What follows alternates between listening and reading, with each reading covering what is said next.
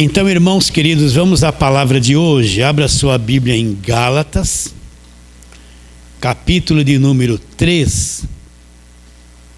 Nós estamos naquela série de meditação da carta de Paulo aos Gálatas, capítulo de número 3. Vamos ler do verso 19 ao 22. Gálatas 3, versos 19 a 22. Abra aí a sua Bíblia, no celular, com a Bíblia, onde quer que, qual for o meio que você vai abrir, mas vamos ler, tem que ler e meditar e conhecer aonde estão os textos. Verso 19, Paulo vai fazer uma pergunta significativa aqui, Qual, pois, a razão de ser da lei? O que Paulo está perguntando? Por que Deus deu a lei? Por que a lei veio a existir? Isso aí vai ser a tônica daquilo que vamos falar hoje. Aí o Paulo diz, foi adicionada por causa das transgressões, até que viesse o descendente a quem se fez a promessa. E foi promulgada por meio de anjos pela mão de um mediador. Ora, o mediador não é de um, mas Deus é um. É porventura a lei contrária às promessas de Deus? De modo nenhum. Porque se fosse promulgada uma lei que pudesse dar vida, a justiça na verdade seria procedente da lei. Mas a Escritura encerrou tudo sob o pecado, para que mediante a fé em Jesus Cristo, fosse a promessa concedida a quem? A todos, não, aos que acreditam, Então vamos fazer aquela perguntinha, por que Paulo escreveu esta carta aos Gálatas? Vou fazer até o fim, tá? Paulo foi para a região da Galácia, você já sabe, pode me ensinar. E pregou o quê? Paulo levou aquelas pessoas a fazer campanha? Não. Paulo levou aquelas pessoas a fazer sacrifício? Não. Paulo levou as pessoas a subir no monte? Não. Paulo levou as pessoas a ficarem fazendo voto? Não.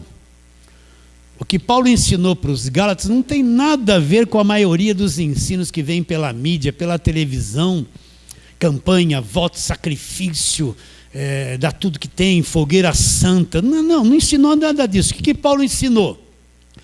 Ensinou o Evangelho da graça de Deus. O que é o Evangelho da graça de Deus? O homem não é salvo por esforço, o homem não é salvo por bom comportamento, o homem não é salvo porque deu dinheiro para a igreja, o homem não é salvo porque frequenta a igreja todos os dias. O homem é salvo pela graça de Deus. Então uma coisa que eu tenho que entender e ter clareza dentro de mim. Para o homem é impossível salvar-se a si mesmo por coisas religiosas que ele faz. Para o homem é impossível salvar-se por bom comportamento, por qualquer obra. Entenda isso. Então todo esforço religioso, toda disciplina religiosa, tudo que a religião impõe para que o homem faça, não dá poder para que ele seja salvo. Porque é impossível o homem praticar alguma coisa onde Deus olhe e fale assim, muito bem, você fez isso, agora você tem direito à salvação. Está bem claro isso? Então Paulo fala, pela graça sois salvos, mediante a fé. Isso não vem de vós, é um dom de Deus, não vem de obras, para que ninguém se glorie. O que é ser salvo? Quando eu criei em Cristo de todo o meu coração, Ele me libertou do império das trevas. Repare bem, é o Salvador que executa a salvação. Eu só recebo, eu não tenho parte no acontecimento. Quando eu criei em Cristo de todo o meu coração, Ele me libertou do império das trevas. Me transportou para o reino do Filho do seu amor, onde nós estamos, e nesse reino eu tenho o fim do cativeiro. Nós temos a redenção e o perdão de tudo, a remissão dos pecados. Então tudo que eu devia para Deus foi perdoado até o fim da minha existência aqui na terra. Olha que coisa poderosa. E se houvesse prisões na minha vida, cadeias, Ele me liberta de tudo, 100% livre. O problema é que eu criei em Jesus Cristo e eu não conheço o Evangelho. Jesus é meu Salvador, ai que coisa maravilhosa. Eu não conheço o Evangelho, o que precisa fazer com o crente novo? Vem aqui, ó, você foi salvo agora. Eu vou te explicar o que é o Evangelho e conduzir você a uma maturidade para você assumir tudo que o Evangelho já fez por você, já fez. Então o crente novo, ele não conhece nada, ele creu em Jesus Cristo. Aí ele vai parar numa igreja que só faz voto, campanha, sacrifício, só pede dinheiro. Ele vai achar que Evangelho é isso, vão rapar a vida dele financeiramente. Ele aceitou Jesus, ele vai parar numa igreja que tem uma mulher que bate o pé no chão, revela rala, babá, eis que te digo, Deus manda te dizer. Ele vai achar que Evangelho é isso, ele não conhece nada do Evangelho. Ele vai parar numa igreja que guarda sábado, vamos falar para ele assim, se não guardar o sábado você vai para o inferno. Não é isso que vão falar, é isso que vão pôr na cabeça dele. Ele vai parar numa igreja que vai dizer assim, ó, se você não der o dízimo, você é do capeta. Você vai para o inferno queimar nas chamas. E ele não conhece o Evangelho, ele vai acreditar nisso. Ele é capaz de ficar preso nessa ciranda que eu estou te dizendo, que é o que está aí nas igrejas evangélicas, essa ciranda. Voto, sacrifício, dinheiro, toma tudo que a pessoa tem, carnê, água ungida, óleo ungido, rosa ungida, chave ungido. Tudo que você pode imaginar de ungido, eles puseram no meio da igreja. Então a pessoa creu em Cristo com um coração sincero, não sabe o que é o Evangelho. Ela é capaz de ficar 30 anos num lugar desses, praticando essas coisas, achando que isso é servir a Deus, e ela não sabe que é salva, liberta do império das trevas. Ela vai participar de culto de libertação, vai pôr a mão na cabeça, sai, todo final de culto, em nome de Jesus, é espírito disso, espírito daquilo, vamos irmão, vamos, sai.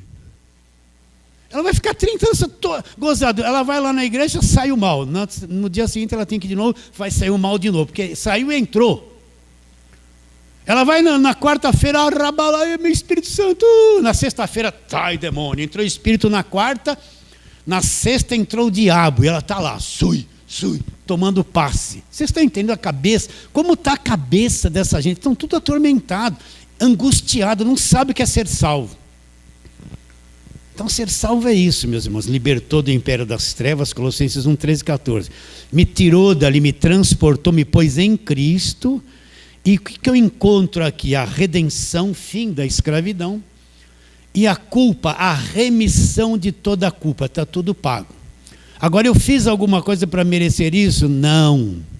Eu recebo tudo isso como gratuitamente. Então o crente novo, ele tem que ir para um lugar para aprender o que Deus já fez por ele e ir crescendo na graça, no conhecimento do Evangelho, para ter uma plenitude do Evangelho dentro dele, para ele ter uma mente saudável. Ele vai se tornar inteligente, ele não vai cair na falsa doutrina, ele vai se tornar livre, e nessa liberdade, automaticamente, espontaneamente, ele vai se submeter a Cristo, porque quem é livre gosta de se submeter a Cristo, é a verdade do Evangelho da graça de Deus.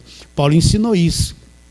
Aí vieram o pessoal da lei, os pregadores do Velho Testamento, das campanhas, da Arca da Aliança, aquela coisa toda da lei, dos votos, da circuncisão, se introduziram na igreja, contaminaram a fé dos Gálatas, dizendo, não, só isso que Paulo falou da cruz, da graça, não é assim não, você tem que voltar, olha aqui, ó, Malaquias 3, olha aqui, ó, você tem que se circuncidar, guardar a lei. E os Gálatas perderam o que Paulo disse, se voltaram para o evangelho da lei, do jugo, do judaísmo, e voltaram as costas para a graça de Deus. Então Paulo fala, admira-me, estou admirado que tão depressa vocês largaram o evangelho da graça de Cristo, passaram do evangelho da graça de Cristo para outro evangelho, o qual não é outro, mas existe alguns no meio de vocês que vos escravizam, estão escravizando a mente de vocês. Neste momento que nós estamos falando disso aqui, existem milhões de pessoas no Brasil, dentro de templos evangélicos, tendo a mente escravizada. Eles estão sendo coagidos a fazer voto, eles estão sendo coagidos a dar tudo que tem, encher os envelopes. Eu preciso falar isso, não leve a mal, meus irmãos. Eles estão cheios de medo, de angústia, acusados, porque não entendem o evangelho da graça de Deus. Existe gente que prega o evangelho que são escravizadores da mente dos outros.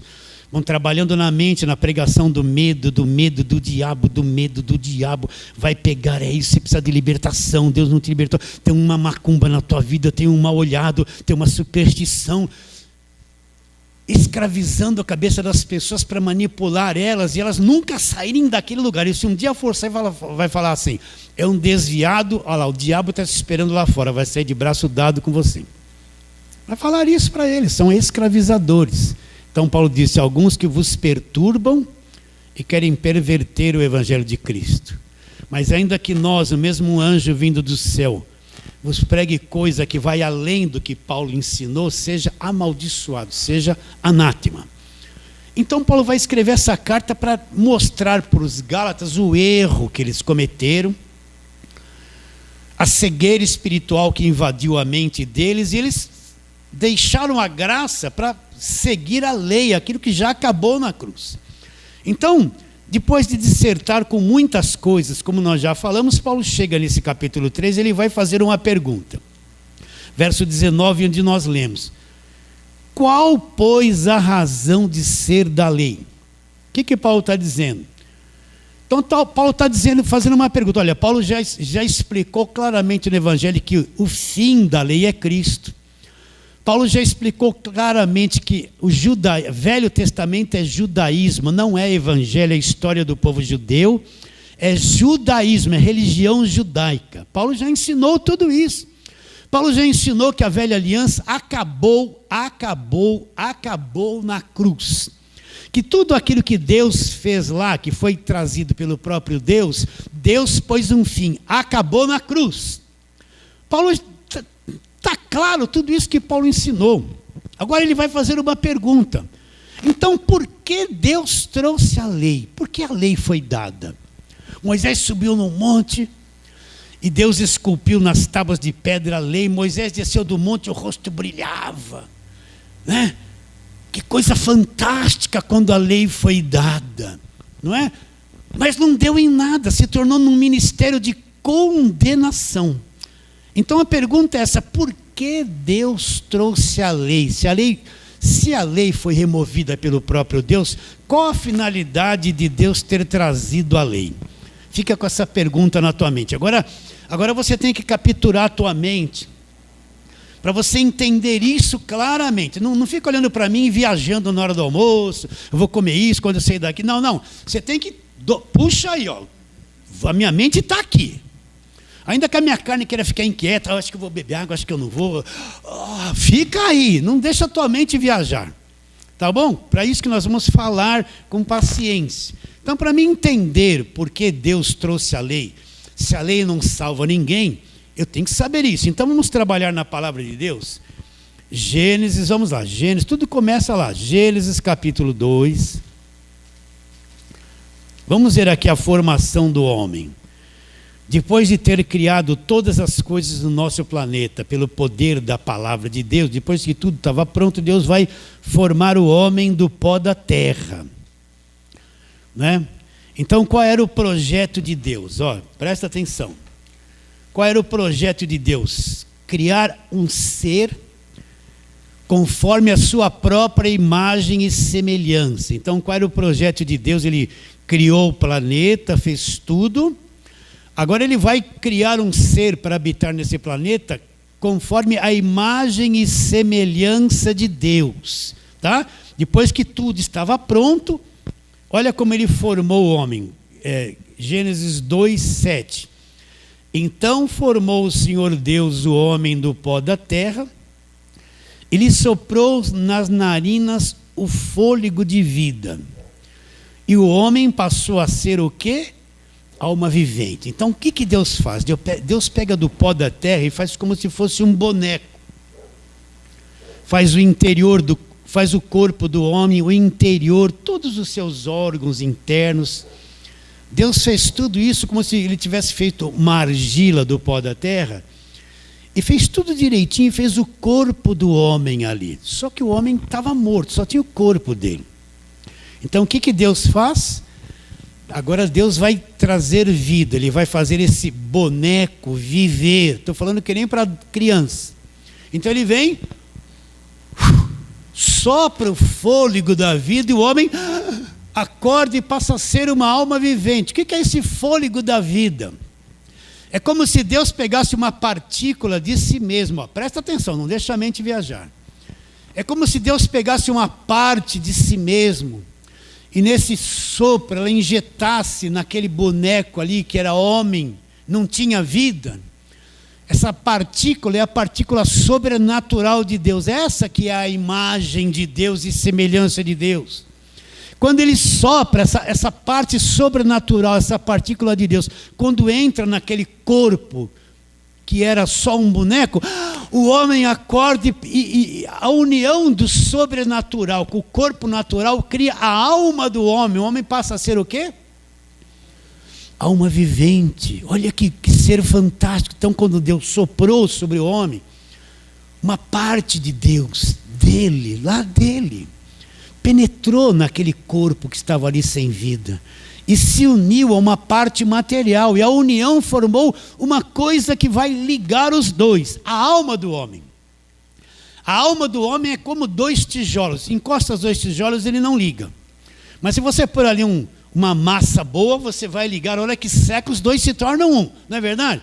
Então a alma do homem, esse homem alma vivente, é a liga do mundo, do sopro de Deus, do sobrenatural, com o físico, com o natural. É a liga dos dois. O sopro de Deus no corpo forma a alma do homem, e o homem passa a ter uma partícula de Deus, uma partícula do mundo sobrenatural. Vocês estão entendendo ou não?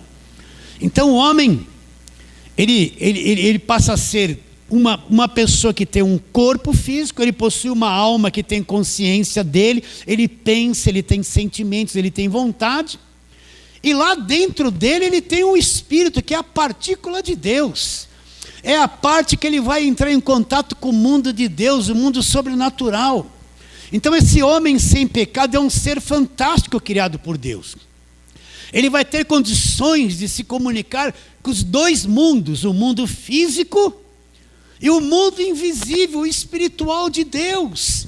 E ele vai ter um HD, a alma dele, que vai memorizar e vai manter o conhecimento dessas duas coisas. Então, para conhecer o mundo físico, o que Deus pôs no corpo? 5 sentidos: visão, olfato, audição, paladar e tato. Como é que eu conheço o mundo material? Eu vejo, eu ouço, eu respiro, eu sinto, eu tenho sabor e eu toco. Para conhecer o mundo material, meu corpo é excelente, tem os 5 sentidos. Aonde eu vou armazenar todo esse conhecimento? A minha alma tem uma mente, um HD. Mente tem vontade e emoções. Então, conforme meu corpo traz as impressões do mundo físico, a minha alma memoriza, filma tudo e vai guardando conhecimento. E o mundo espiritual? O mundo espiritual eu não consigo conhecer com o corpo. Então Deus deu essa partícula que é o espírito do homem, para o homem conhecer o mundo invisível de Deus. Um ser maravilhoso, pronto para viver no mundo material, e em espírito fazer umas viagens no mundo sobrenatural e conhecer a Deus. Vocês estão entendendo ou não?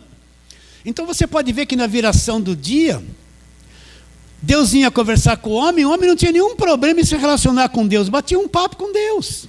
Não tinha problema de se relacionar com o mundo invisível. Não tinha problema de se relacionar com o mundo sobrenatural. Ele não tinha problema com Deus. Então, o homem sem pecado, um ser fantástico, um corpo para viver no mundo físico, uma alma para ter consciência da sua própria existência, de quem ele era, e armazenar todo o conhecimento, um espírito para entrar e mergulhar no mundo de Deus e ter com clareza o mundo invisível como se fosse visível aos olhos dele. Está bem claro isso na sua mente? Você entende? Está com a mente aí, não viajou não? Então vamos ver estas coisas na palavra de Deus. Vamos lá, primeira carta de Paulo aos Tessalonicenses. Depois nós vamos voltar em Gênesis, tá? Vamos lá para as cartas de Paulo para o Evangelho. Gálatas, Efésios, Filipenses, Colossenses, 1ª, 2ª Tessalonicenses. Então, 1 Tessalonicenses 5, 23, Paulo mostra essas 3 partes do homem, a tricotomia do homem. Por isso que eu preciso me conhecer, entender o que é alma, o que é espírito, o que é corpo, né? Olha lá, verso 23, 1 Tessalonicenses 5, 23. E o mesmo Deus de paz vos santifique em tudo. Olha lá, o vosso espírito, a vossa alma e o vosso corpo. Aparecem os três aqui, olha lá, espírito, alma e corpo sejam conservados íntegros e irrepreensíveis na vida do Senhor Jesus Cristo. E quem vai fazer isso?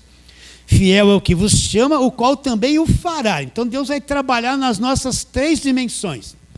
Então o homem tem um corpo para conhecer o mundo material e físico. Uma alma é o HD dele, ele memoriza as coisas, tem conhecimento, tem vontade, tem emoções. E um espírito para conhecer o mundo sobrenatural de Deus. Olha que coisa fantástica, um corpo material, mas com uma parte sobrenatural para conhecer o mundo de Deus. Isso é fantástico. O homem sem pecado, fantástico, um ser fantástico, limpo, com capacidades extraordinárias. Está claro isso na sua mente? Estamos indo? Qual é a pergunta? Então, por que a lei foi dada? Agora volta lá para Gênesis, né? Volta a Gênesis, capítulo de número 3. Deus deu uma ordem para esse homem. Gênesis, vamos ler primeiro o 2, versos 16 e 17.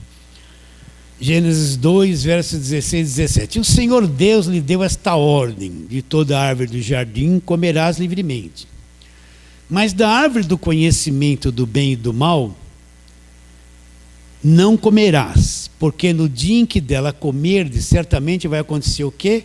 Morrerás. Então esse homem tinha o livre-arbítrio para escolher comer ou não. Ele não era pecador ainda, então ele tinha o livre-arbítrio. Um dia nós vamos falar do livre-arbítrio que acabou depois do pecado, nos tornamos escravos.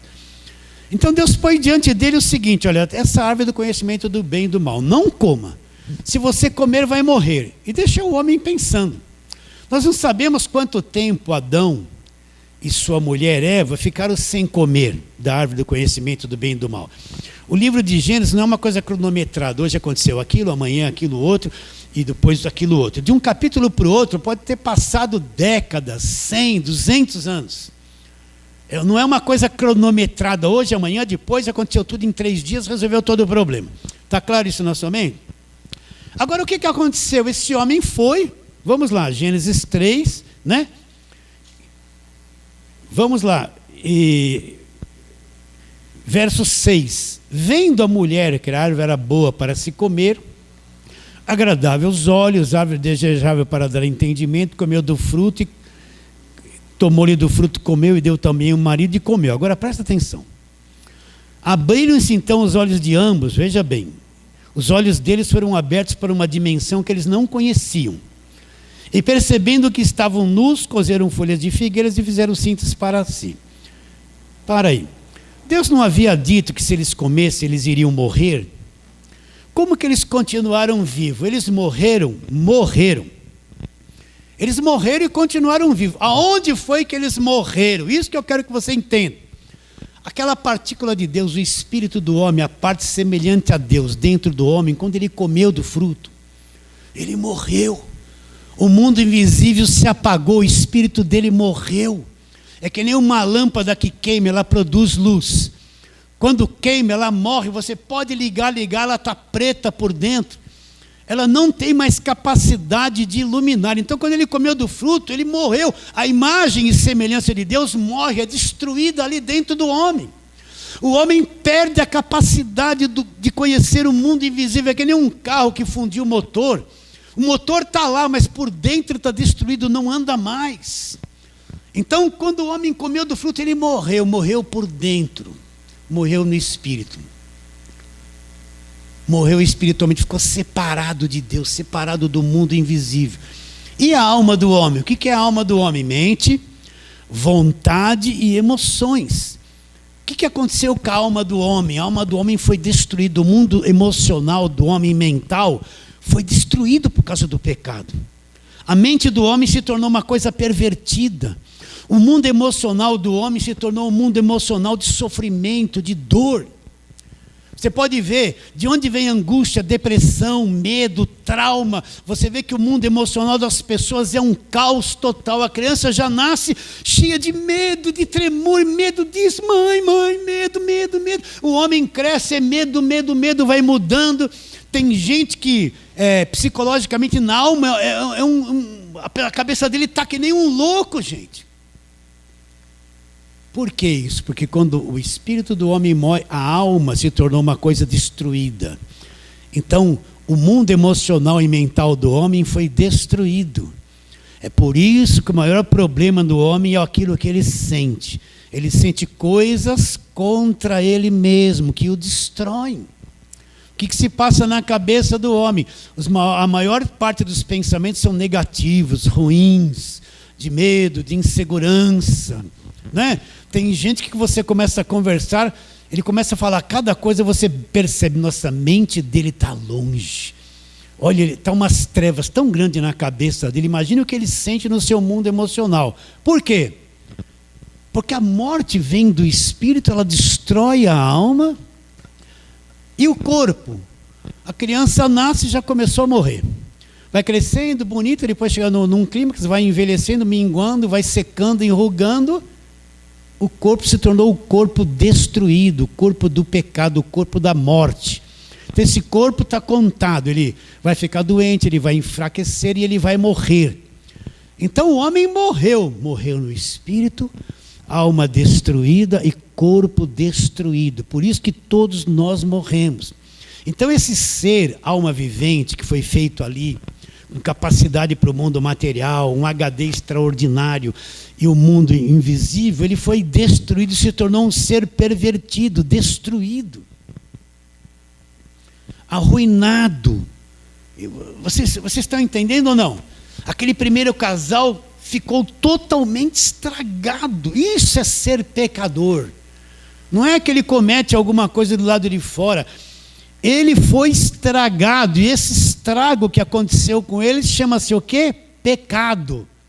É que nem um carro que pega fogo. Você compra um carro, descuidou, pegou fogo, queimou, se tornou tudo em cinzas. As cinzas é o resultado do que aconteceu com o carro. As cinzas é o pecado, é o resultado final da destruição que o carro sofreu. Então, o pecado é isso, é a parte final da destruição que o homem sofreu, ficou cinzas. Então toda a raça humana é destruída. A raça humana é uma raça depravada, morta, estragada, doente, psicologicamente desequilibrada, mentalmente destruída. Todos são assim. Isso é ser pecador. Está claro isso? Isso é o pecado que entrou no mundo. Então você vai ver que você vai ter problema com você mesmo, com a tua cabeça, com os teus sentimentos. Você vai ter problema de relacionamento, um não entende o outro. É uma coisa terrível tudo isso aí. Está claro isso? Né? Então, homem, você tem que entender. Quando você olhar para o ser humano, você vai olhar com a visão de Gênesis. É uma raça destruída, pervertida, programada para fazer tudo errado. Porque uma pessoa mata outra, um destrói a vida do outro por causa dessa coisa que está ali dentro. Vocês estão entendendo? É o mal, todos se tornaram assim. Então o primeiro casal ficou assim. Geraram filhos e filhas e foi transmissível. O primeiro casal transmitiu essa coisa terrível, essa destruição para todos os seus descendentes. Por isso que todo ser humano nasce, ele vem de Adão e ele nasce estragado, pervertido, contra Deus, contrário a Deus, não entende as coisas de Deus, morto por dentro, ele é morto por dentro. A alma dele ficou escravizada pelo corpo, então a alma dele vive em função do corpo. A pessoa vive para satisfazer os seus desejos da carne.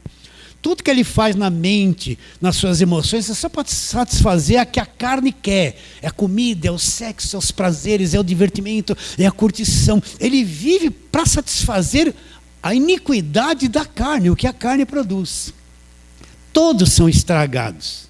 E quando você nasceu estragado. Você nasceu estragado. Um vem mais estragado de um jeito, outro vem mais estragado de outro.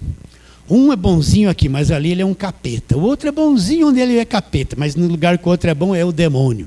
Vocês estão entendendo? Então é uma raça caída, uma raça pervertida, uma raça doente, uma raça que auto se destrói. Se não é Deus que segura as coisas, o ser humano já tinha se destruído e destruído o planeta há muito tempo. Você está tendo essa visão comigo? Só para você entender por que a lei foi dada. Então vamos trabalhar um pouquinho na palavra. Vamos lá, Gênesis, já estamos em Gênesis. Olha os 2 primeiros filhos que nasceram, que já nasceram estragados, olha lá. Eles tiveram os 2 primeiros filhos, Caim e Abel. No capítulo 4 de Gênesis, vamos ver aqui, verso 3. Cada um foi fazer uma oferta para Deus. Caim era o lavrador, cuidava da terra, e Abel cuidava das ovelhas. Tinha rebanho. Então, verso 3 de Gênesis 4. Aconteceu que no fim de uns tempos trouxe Caim do fruto da terra para o Senhor, uma oferta ao Senhor. Abel, por sua vez, trouxe das primícias do rebanho e da gordura deste. Agradou-se o Senhor de Abel e da sua oferta, ao passo que de Caim e da sua oferta não se agradou. Olha já o primeiro filho problemático. Irou-se, pois, sobremaneira Caim, e descaiu-lhe o semblante. Então disse o Senhor: por que andas irado? E por que descaiu o teu semblante? Se procederes bem, não é certo que serás aceito. Se todavia procederes mal, eis que o pecado jaz à porta.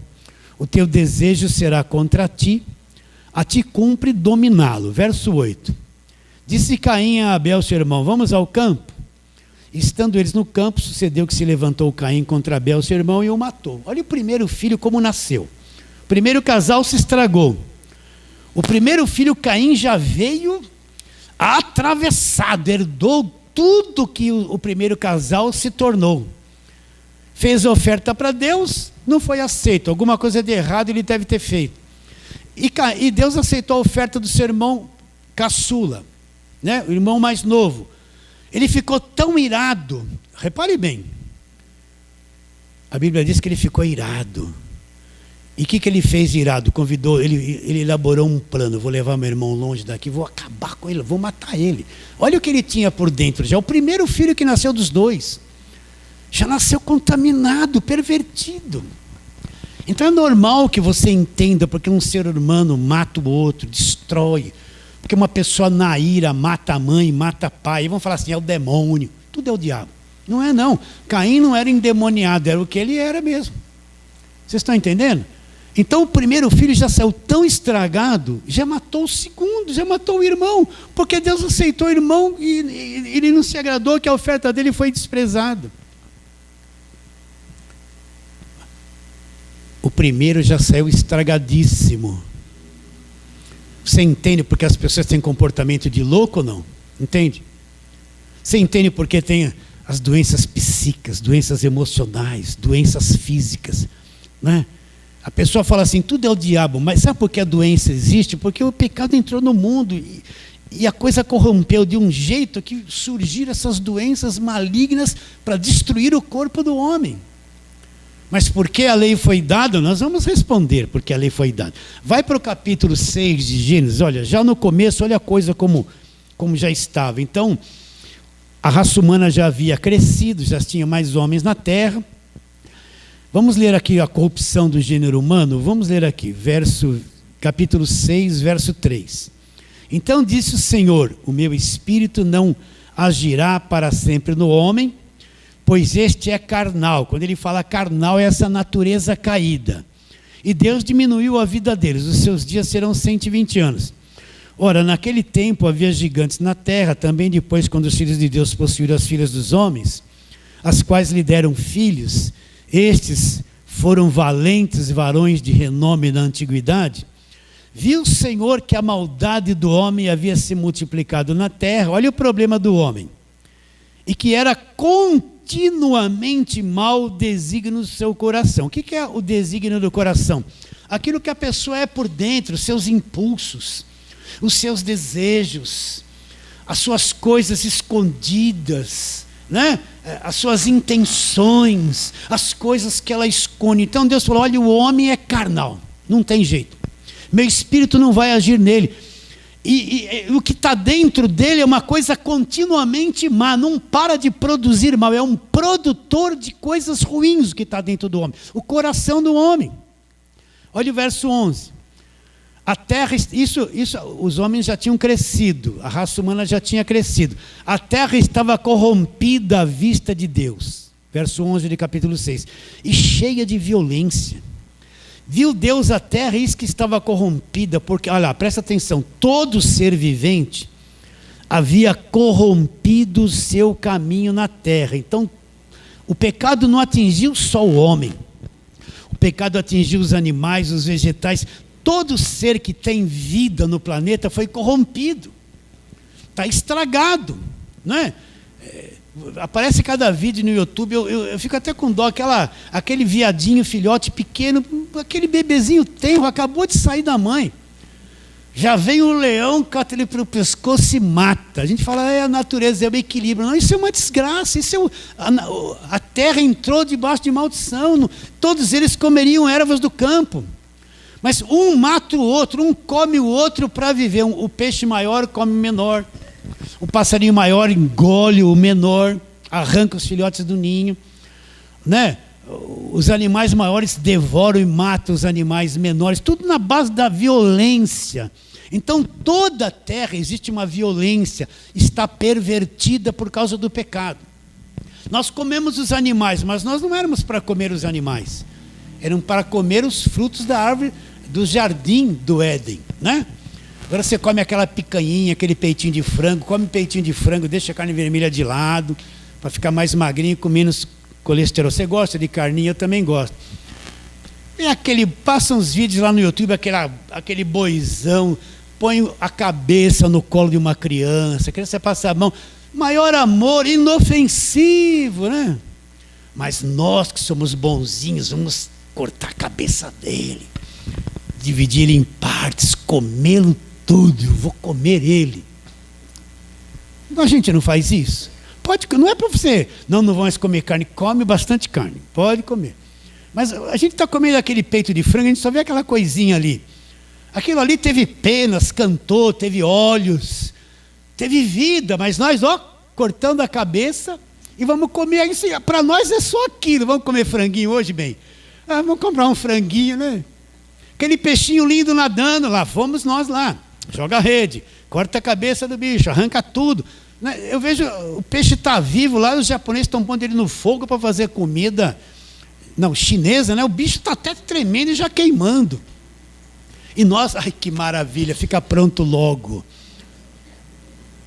Você não vê a violência dos homens uns contra os outros. A violência na terra, a violência, uma criação toda destruída. A violência, todo ser vivente, para você ver o que entrou no mundo.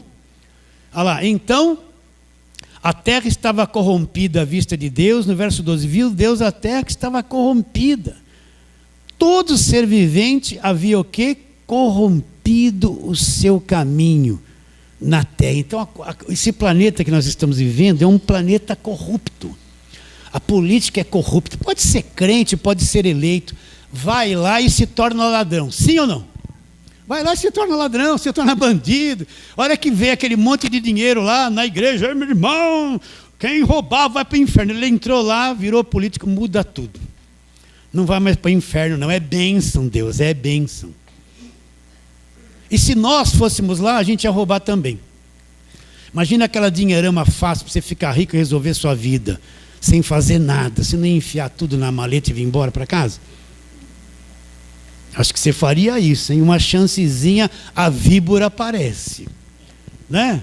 Então, porque está tudo estragado, é um planeta estragado, é um planeta corrompido, é uma raça corrompida. Então, não adianta dizer assim, é crente, não é ladrão, e aquele que não é crente é ladrão. Hoje, um dos maiores corruptos estão mais ricos aqui no Brasil. Sabe quem são? Os pastores das igrejas grandes. Os caras têm aviões. Vai ver onde ninguém sabe onde essa gente mora, porque eles vivem escondidos. Eles chegam de helicóptero, ninguém vê.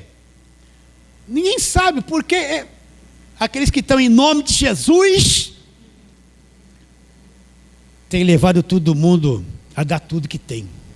É a corrupção dentro da igreja. Por isso que, desculpa eu falar isso, igreja não tem nada a ver com política.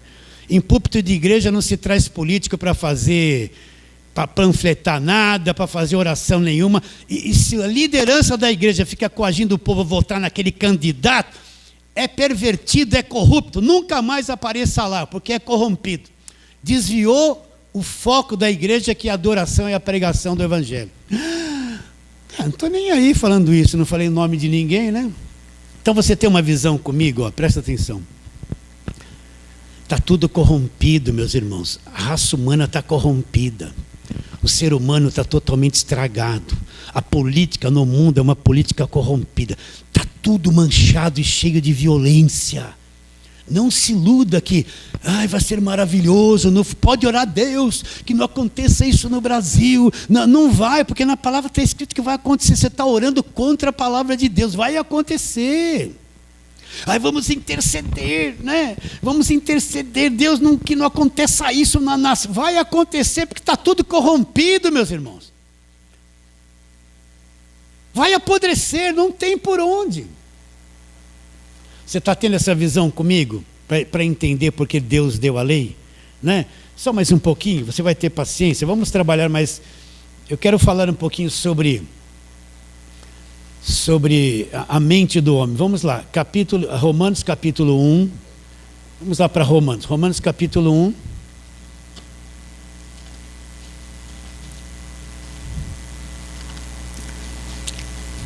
Vamos ver o que aconteceu com a mente, com o coração do homem. Então, verso 21. Seria bom ler esse capítulo todo, mas olha, Romanos do capítulo 1 até parte do capítulo 3, são quase 3 capítulos que Paulo vai explicar isso que eu estou te dizendo. Vai explicar o pecado, o ser humano estragado, corrompido. Se não é Deus, o homem nunca vai sair disso. Verso 21 de Romanos 1. Porquanto, tendo conhecimento de Deus, não o glorificaram como Deus, nem lhe deram graças. Antes, olha lá, começa aqui na mente. Se tornaram nulos em seus próprios raciocínios, obscurecendo-se-lhes o coração insensato. Está pervertida a coisa. Inculcando-se por sábios, tornaram-se loucos. O que Paulo está dizendo? Que dentro do ser humano houve um obscurecimento, ou seja, trevas entraram dentro deles e destruiu tudo. E eles acham que são inteligentes, mas na ótica de Deus eles se tornaram loucos. Porque é loucura fazer mal para uma criança, abusar de uma criança. É loucura roubar uma nação, de sorte que vai morrer vários mil por causa daquele teu egoísmo e vaidade e desejo maligno que você teve no coração. É loucura essa vida, essa exploração, esse engano que você vê no mundo, é loucura diante de Deus. Tudo isso é loucura, é perversidade diante de Deus. Por isso o planeta todo está debaixo de maldição e debaixo de escuridão. Não se engane, meus irmãos. Vamos mais para frente. Vamos lá, vou continuar a leitura. Verso 22, inculcando-se por sábio, tornaram-se loucos. Olha lá. E mudaram a glória do Deus incorruptível, olha lá, em semelhança à imagem do homem corruptível, bem como de quadrúpedes, répteis. Por isso, agora vamos entender aqui, vamos ler com calma. Por isso Deus entregou tais homens à imundícia, pela concupiscência do seu próprio coração, para desonrarem o seu corpo entre si. Agora leia e entenda. Pois eles mudaram a verdade de Deus em mentira, adorando e servindo a criatura em lugar do Criador, o qual é bendito eternamente. Amém. Então a coisa está inversa. Esse mundo está, na ótica de Deus, esse mundo está ao contrário do que Deus pensa, do que Deus é. Aí ele diz, por causa disso, vou ler o 26 de novo, os entregou Deus às paixões infames. Agora, leia e entenda. Por quê? Porque até as mulheres mudaram o modo natural das suas relações íntimas por outro contrário à natureza. O que Paulo está dizendo? Então, agora as mulheres vão querer ter relações sexuais com mulheres. A coisa está pervertida. O que Paulo fala que é isso? são as paixões, as coisas impuras. Então, está aqui, vou ler de novo. Por causa disso, verso 26, os entregou Deus às paixões infames, porque até as suas mulheres mudaram o modo natural das suas relações íntimas, por outro contrário à natureza. E o que aconteceu com os homens? Semelhantemente, os homens, também deixando o contato natural da mulher, se inflamaram mutuamente em sua sensualidade, cometendo torpezas, homem com homens, e receberam em si mesmos a merecida punição. Por que um homem se apaixona por outro e quer ter relação sexual com outro homem? Os homens, semelhantemente, deixando o contato natural da mulher, se inflamaram mutuamente em sua sensualidade, cometendo torpezas, homens com homens, e recebendo em si mesmos a merecida punição do seu erro. Não é esse o quadro? Não é esse o quadro? Está aí. O mundo está pervertido, o ser humano está pervertido, é estragado. Não se iluda, você acorda de manhã, tem casa própria, amém. Tem o seu carrinho, tem a sua comidinha. Não se iluda, você está num mundo maligno, corrompido, destruído, condenado. Vamos um pouquinho mais para frente, verso 28. E por haverem desprezado o conhecimento de Deus, o próprio Deus os entregou uma disposição mental reprovável para praticarem coisas inconvenientes. Olha lá o homem, olha a natureza humana, cheios de toda injustiça, malícia. O homem é cheio de injustiça, é cheio de malícia. Nossa, você liga o rádio às vezes para ouvir uma coisa, você vê essas músicas que eles cantam no rádio sertanejo. É só relação sexual, é só bebida, curtição, transação, paixão, tudo cheia de malícia. E está lá o crente, né? Estou brincando, o crente não está lá. Mas nem pensar. Vou ler de novo. E por haverem desprezado o conhecimento de Deus, o próprio Deus os entregou uma disposição mental reprovável para praticarem coisas inconvenientes. Cheios de toda injustiça, de malícia, cheios de avareza, né? A pessoa é avarenta, gosta do dinheiro, não abre mão para nada, pode fazer tanta coisa, mas tem uma mesquinhez, um amor à avareza, né? Vocês entendem ou não? E maldade, possuídos de inveja, homicídio. O que se vê de homicídio? Contenda. Dolo é o desejo de fazer mal para o próximo. Malignidade, sendo difamadores. Olha as redes sociais, mais utilizadas para mentira, para coisa errada, para destruir a vida dos outros e falar mal, do que para o bem. Olha só, mentira. Pior que eu vejo um monte de crente acreditando em tudo aquilo que mando pelo WhatsApp para ele. Nossa, acredita em tudo. De vez em quando alguns mandam uns vídeos para mim, eu falo assim, essa pessoa mandou porque agora eu descobri como ela é por dentro. Uma pessoa normal não pode engolir um troço desse e passar para o outro, tem que matar ali na hora. Passou porque ainda não cresceu, ainda é infantil, ainda é fácil de ser enganado, ainda não é maduro na fé. Por isso que vai dar crédito para essa mentira. No meu WhatsApp, quando alguém manda alguma coisa para mim, eu espero assim, pastor, pode me ajudar aqui nesse verso, né? O senhor pode me ajudar a entender esse texto? Agora eu vejo um monte de crente que manda cada besteira para mim. Cada videozinho, cada papagaiada, cada palhaçada, um bandido sendo preso, tá vendo? Tem que matar esses desgraçados. Fala isso mesmo. Eu falo, meu Deus, essa pessoa estava na minha igreja, só manda essa papagaiada. Agora que eu descobri que ela não entendeu é nada. Olha onde está a cabeça dela, está viajando, não entendeu nada do Evangelho da Graça de Deus. O WhatsApp eu tenho para instrução, não é para receber um monte de besteira. Vocês estão entendendo? Recebo cada coisa de crente que eu falo, ele se revelou para mim, agora eu sei quem ele é por dentro. Agora eu sei por que ele fazia isso naquele tempo. Agora eu entendi, olha o que ele manda para mim. Não entendeu nada ainda. Né? Entendi, estou sendo pesado com vocês? Não, queridos.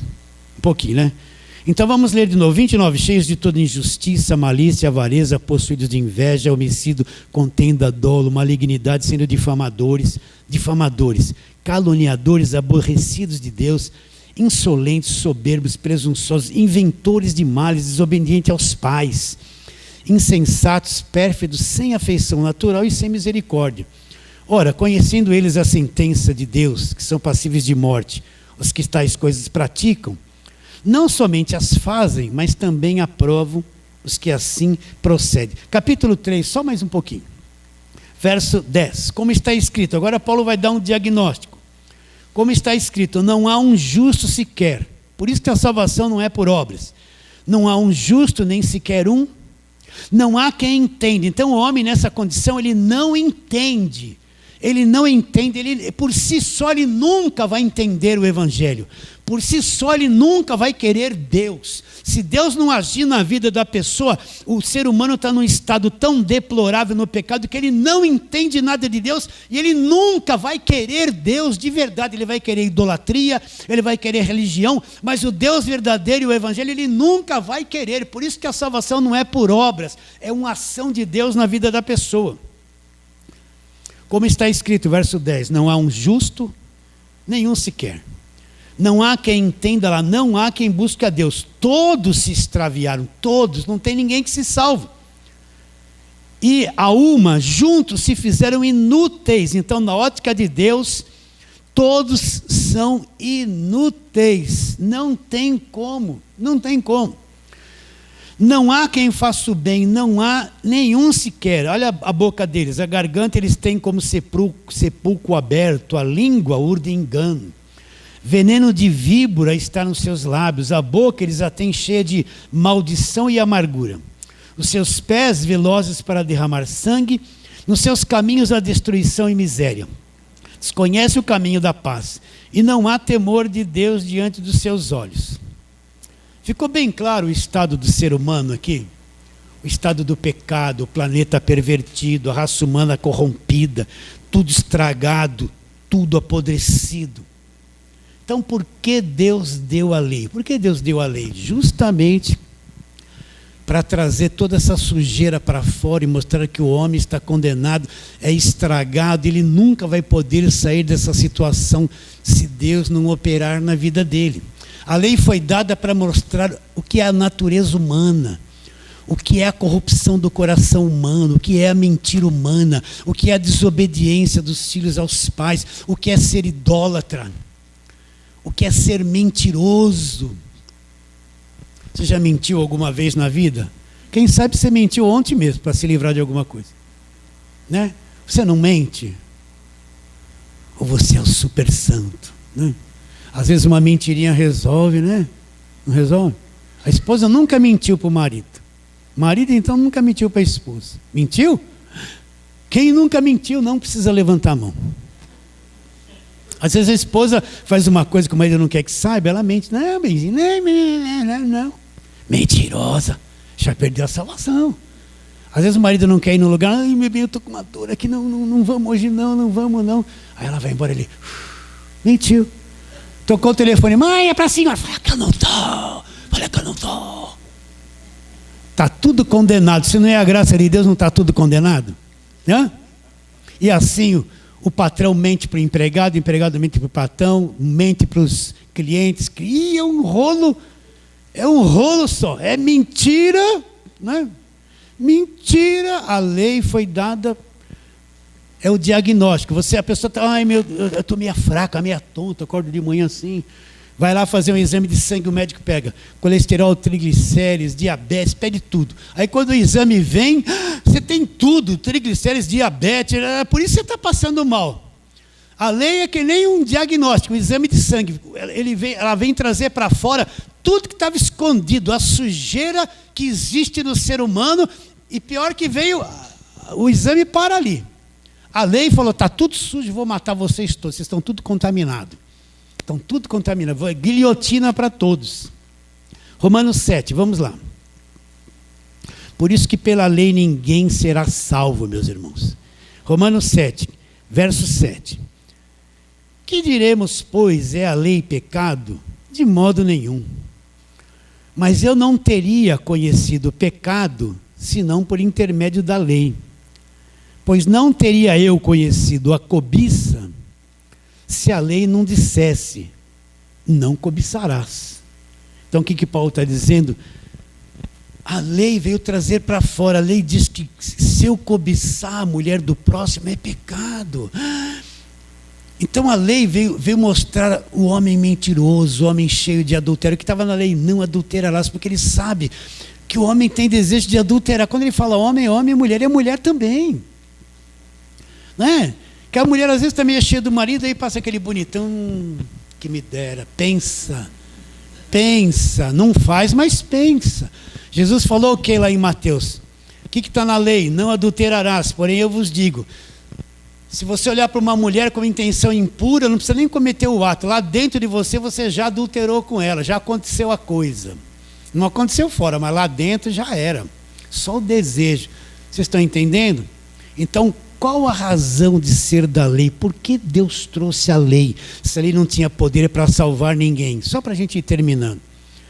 A lei é o diagnóstico que mostra uma raça humana estragada, uma raça humana pervertida, uma raça humana que não busca Deus, que não quer saber de Deus, que nunca vai se converter. É uma raça que se destrói, se corrompe, cheia de concupiscência no coração, cheia de perversidade. E se não é a misericórdia de Deus, essa raça já tinha destruído o planeta há muito tempo. A lei salva alguém? Não. Então o grande engano, quem não tem essa visão que acontece em Gênesis 3 e o resto da Bíblia, ele vai achar que ele vai ser salvo, ele tem que guardar a lei. Quero ver se ele nunca mentiu na vida. Quero ver se ele nunca cobiçou, nunca teve uma intenção impura no coração. Ele teve, desde criança. A criança nasce, não sabe nada, mas já tem inveja do outro que tem um presente, ela não tem. Aí pede assim, divide aí essa balinha, você tem 10 balas, dá uma para ela. Não, é meu.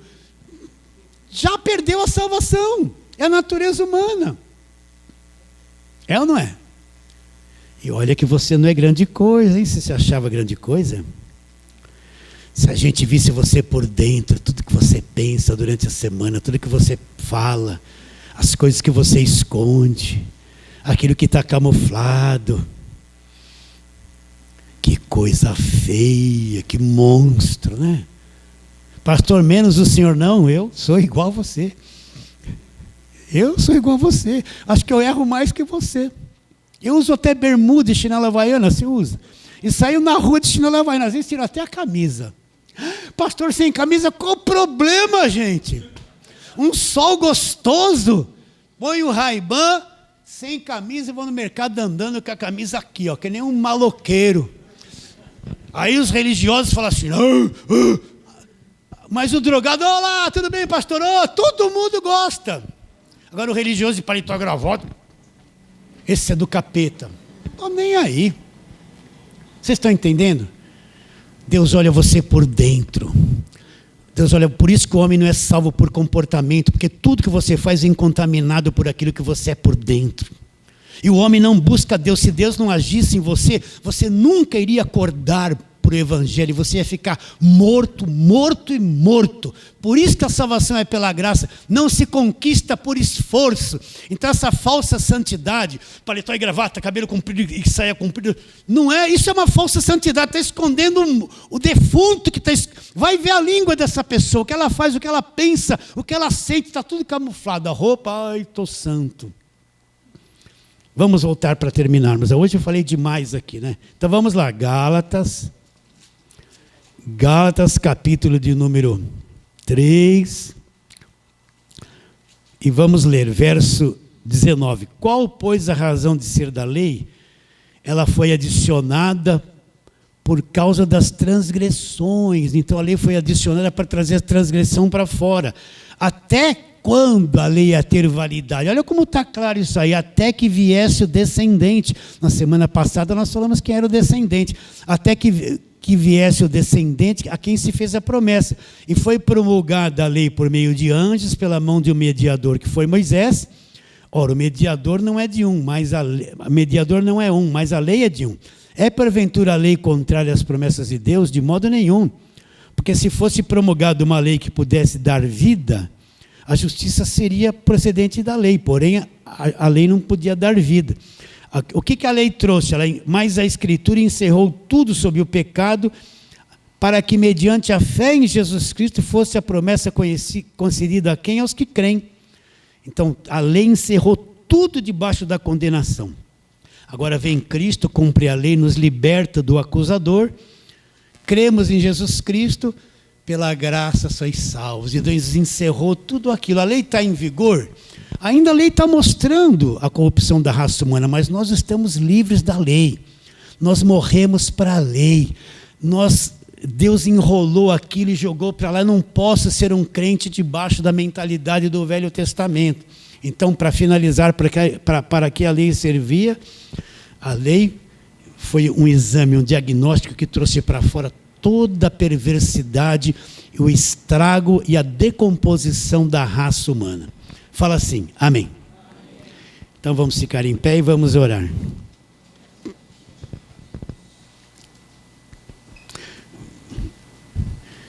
Vamos orar. Se você assim quiser, feche os olhos. Senhor, eu só posso pedir que o Senhor venha abrir o nosso entendimento, que queremos ver no Espírito essas verdades. E também oramos por todos aqueles que nos ouvirão, e nós chegaremos a eles, que eles vejam essa verdade, eles tenham os olhos do coração iluminados. Crendo que será, oramos pela fé em nome de Jesus. Fale assim, amém.